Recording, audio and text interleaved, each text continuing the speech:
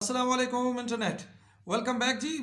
Videos का हमने एक सिलसिला शुरू किया है सेल्फ अवेयरनेस पे। उसके अगली वीडियो में खुशामदीद। इस वीडियो में मैं बुनियादी तौर पे 10 चीज़ें आपके साथ डिस्कस करूंगा जो कि आप अगर चाहते हैं कि आपकी सेल्फ अवेयरनेस का लेवल बढ़े। अच्छा, आप शऊरी तौर पे अपने देखने सुनने और फीलिंग को क्या आप शऊरी तौर पे देख पाते हैं? तो ये एक कैटेगरी है कि जब आप शऊरी तौर पे अपने सुनने, अपने देखने और अपने महसूस करने को जज करना शुरू करते हैं, अपने इनर सेल्फ को एनालाइज करते हैं, तो ये एक पैमाना है सेल्फ अवेयरनेस को नापने का। दूसरा पैमाना है पर्सनल पैराडाइम्स।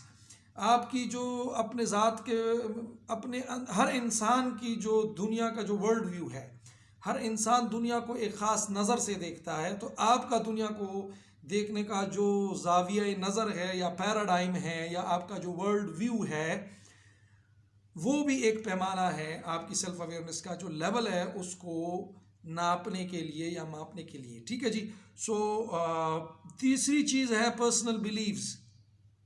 अब आप कहेंगे कि जी पर्सनल पैराडाइम और पर्सनल बिलीव में क्या फ़र्क है? तो पर्सनल पैराडाइम को आप यूँ समझिए कि आपकी जो दुनिया को देखने के लिए जो ऐनक आप इस्तेमाल करते हैं वो आपका पैराडाइम है। और उस ऐनक में से जो आपको चीज़ें नज़र आती हैं उसके बारे में उसके मुतालिक आप जो नतीजा अखज़ करते हैं, या यूँ समझ लें कि आप अपनी हैसियत इस सारे पिक्चर में जो बनाते हैं उसको कहते हैं पर्सनल बिलीफ। अच्छा, पर्सनल बिलीव पॉजिटिव भी हो सकती है और आपकी अपने बारे में पर्सनल बिलीव नेगेटिव भी हो सकती है। इसका मतलब क्या है कि आप कौन हैं और आपकी सलाहियतें क्या हैं। तो अपनी सलाहियतों के बारे में आपके के जो बिलीव्स हैं और आपकी अपनी ज़ात हैसियत के मुतालिक जो बिलीव है, इसको आप कहेंगे पर्सनल बिलीव। तीसरी चीज़ है जी आपका जो आपके जो लाइफ के वैल्यूज़ हैं, ज़िंदगी के जो अक़दार हैं। यानी अक़दार क्या हैं? ये इनर, ये डीपर वैल्यूज़ होती हैं। आपके लिए कौन सी चीज़ें अहम हैं, तो वो आपकी अक़दार हैं। जो जिन चीज़ों की बुनियाद पे आप अपने फ़ैसले करते हैं या जो आपके फ़ैसलों की रहनुमाई करते हैं, उनको हम कहते हैं ये आपके वैल्यूज़ हैं। उनकी यानी उन आपकी नज़र में उसकी अहमियत ज़्यादा होती है। और अहमियत का पता कहाँ से चलता है? आपके फ़ैसलों से। जैसे मिसाल के तौर पे अगर आप की नज़दीक अच्छी सेहत जो है वो एक अच्छी सेहत आपके लिए अहम है, तो आपकी जो लाइफ स्टाइल है वो उसको रिप्रेजेंट कर रहा होगा और आप हेल्दी लाइफ स्टाइल अपनाएंगे। इसी तरह से अगर रिलीजन, मज़हब जो है या रूहानियत आपकी एक वैल्यू है, तो आपका अमल जो है वो उसको ज़ाहिर कर रहा होगा। तो जो वैल्यूज़ होते हैं वो उसकी तर्जुमानी जो है वो अमल कर रहे होते हैं, यानी आपके फ़ैसले जो हैं वो आपके वैल्यूज़ को रिप्रेजेंट कर रहे होते हैं। इसी तरह पांचवी चीज़ है आपके अंदर इनर कन्फ्लिक्ट्स। आपकी ज़ात में कोई तज़ादात तो नहीं है, अंदर कोई तूफ़ान तो नहीं मचा हुआ है, इख्तिलाफ तो नहीं है। और ये जो इख्तिलाफ होता है ये किस चीज़ का होता है? ये अक्सर जो हमने पहली चीज़ें ज़िक्र की ना, उनमें से किसी एक चीज़ का एक इख्तिलाफ होता है। मिसाल के तौर पे आपके बिलीफ जो है वो आपके वैल्यूज़ के अगेंस्ट होते हैं, या आपका जो पैराडाइम है उसके अगेंस्ट आपके बिलीव्स और आपके वैल्यूज़ जो हैं वो उसके साथ अलाइंड नहीं है, तो ये कन्फ्लिक्ट है। इसी तरह से आपके दो बिलीव्स भी एक दूसरे के मुतालिक वो कन्फ्लिक्टिंग बिलीव्स भी हो सकते हैं। मिसाल के तौर पे आप अपने बारे में बिलीव करते हैं कि मैं कामयाब होना चाहता हूँ, मैं कामयाब हो सकता हूँ, और जब आप कोई काम करना शुरू करते हैं तो फिर आप सेल्फ डाउट के भी शिकार हैं। आपको अपनी सलाहियतों पे शक भी है। तो ये कंट्रडिक्शन शो करता है, कन्फ्लिक्ट शो करता है। तो इनर कन्फ्लिक्ट जो है ये भी एक पैमाना है सेल्फ अवेयरनेस को नापने का।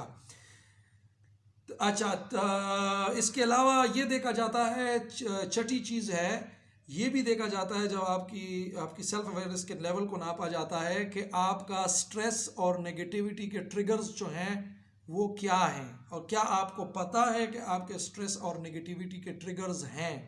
क्योंकि हर इंसान के लिए कोई ना कोई मामला, कोई ना कोई रवैया, कोई ना कोई बात, कोई वाक़या ऐसा होता है जो हमारे जो इमोशंस हैं, जो फीलिंग्स हैं उसको ट्रिगर करते हैं। तो क्या आप अपने स्ट्रेस और नेगेटिविटी के जो ट्रिगर्स हैं उससे वाकिफ़ हैं? और जो आपको असल में रिएक्शन पे आमादा करते हैं, जो आपके रिएक्शन को ट्रिगर करते हैं, उन चीज़ों से आप वाकिफ़ हैं या नहीं हैं, तो ये भी एक पैमाना होता है। इसी तरह सातवीं चीज़ जो है वो है कि आप अपने चाइल्डहुड के जो इन्फ्लुएंस है, आपके जो बचपन के असरात हैं, क्योंकि हम सब लोग जहाँ पैदा होते हैं, हमारे वालिदैन, हमारे इर्द गिर्द लोग, हमारे बचपन जिस जगह पे और जिन लोगों के साथ गुजरता है, ख़ास कर हमारे वालिदैन, उनका हम पे एक ख़ास तरह का असर होता है। और उस परवरिश में जो कमी या उस परवरिश की वजह से हमारे ऊपर जो असरात रह जाते हैं, उसको वो हम अपने साथ अपनी जो आगे की ज़िंदगी होती है उसमें लेके चलते हैं। तो क्या आप अपने साथ कुछ बचपन की ऐसी चीज़ें लेके चल रहे हैं जो कि आपके लिए बेहतर है, या ऐसी चीज़ें लेके चल रहे हैं जो आपके लिए बेहतर नहीं है? तो इसको भी देखा जाता है कि आप अपने बचपन से कौन से इन्फ्लुएंसेस, कौन सी चीज़ें लेके अपने ज़िंदगी में चल रहे हैं। आठवीं चीज़ जो है वो है, इसका ताल्लुक यूँ समझ लें कि आपको पर्सनल बिलीफ्स के साथ भी है, लेकिन ये स्पेसिफिकली देखा जाता है कि आपको पर्सनल लिमिटेशंस कोई हैं या नहीं है। लेकिन चूंकि ये लिमिटेशंस जो हैं ये सिर्फ बिलीफ के हद तक नहीं है, इसमें दो तरह की लिमिटेशंस है। एक लिमिटेशन है लिमिटिंग बिलीफ्स की शक्ल में, और वो जो पर्सनल बिलीफ्स का पार्ट है उसमें आ जाता है। लिमिटिंग बिलीफ क्या है? आप अपने मुतालिक कोई मनफी सोच रखते हैं। आप कहते हैं ये काम मैं नहीं कर सकता हूँ, या इस तरह से हमारे ख़ानदान में किसी ने नहीं किया, हमारे इलाके में किसी ने नहीं किया, हमारे ज़बान बोलने वाले या इस मुल्क के लोगों ने नहीं किया। तो ये लिमिटिंग बिलीव होता है और ये अच्छी चीज़ नहीं है, ये आपका रास्ता रोकती है। लेकिन पर्सनल लिमिटेशंस की बात यहाँ पे हो रही है वो ये है कि आप अपने बारे में किसी ऐसी गलतफहमी या किसी ऐसे काम में अपने आप को ना डाल दें जो आप नहीं कर सकते। मिसाल के तौर पे आप में कोई वाक़यातन कोई कमज़ोरी मौजूद है, जो कि कोई फ़िज़िकल कमज़ोरी है। आप लेट से जैसे होता है,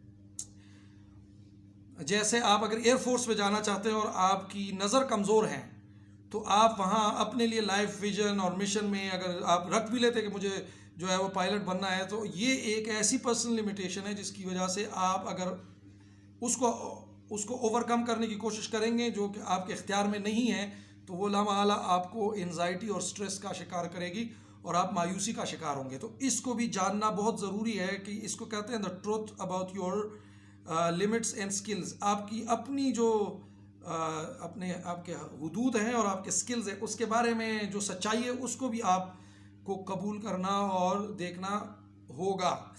इसी तरह से 9th जो चीज़ है वो है अपना रास्ता खुद रोकने की जो एक मेंटालिटी होती है, इसको सेल्फ सबोटेज कहते हैं। सेल्फ सबोटेज ये है कि आप खुद अपने दुश्मन हैं, आप खुद अपने रास्ते की रुकावट बनते हैं, खुद अपने आप को, इसको नेगेटिव सेल्फ टॉक भी कहते हैं और इसको आप एक तरह का नेगेटिव बिलीफ भी कह सकते हैं। लेकिन ये बुनियादी तौर पे अपने ही मंसूबों को खुद बर्बाद करने की मेंटालिटी होती है। तो ये कोई ऐसी चीज़ तो नहीं है आप में, ये भी सेल्फ अवेयरनेस में देखा जाता है। और लास्टली ये देखा जाता है कि आप अपने मुस्तकबिल के बारे में कैसे देखते हैं, क्या मतलब अपने मुस्तकबिल को किस नज़र से देखते हैं।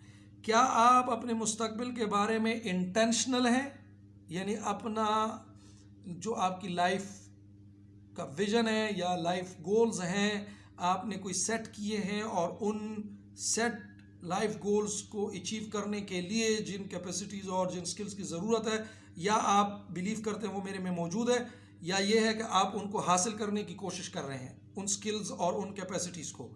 तो जो लोग ज़्यादा इंटेंशनल होते हैं अपने फ्यूचर के बारे में, उनकी अवेयरनेस का लेवल भी बढ़ता रहता है, क्योंकि वो उस बिलीफ के साथ अपनी ज़िंदगी को और अपनी पूरे लाइफ को देख रहे होते हैं। तो फ्यूचर को आप कैसे देखते हैं, मुस्तकबिल को आप कैसे देखते हैं, ये भी देखा जाता है। तो ये 10 चीज़ें हैं जिसको देखा जाता है एक तरह से जब आप नापना चाहते हैं अपने सेल्फ अवेयरनेस को। तो वीडियोस का ये सिलसिला जारी रहेगा, आप वीडियोस को देखते रहिएगा। मिलते हैं नेक्स्ट वीडियो में, तब तक अल्लाह आपको खुश रखे और आसानियाँ अता करे। अस्सलामु अलैकुम व रहमतुल्लाह।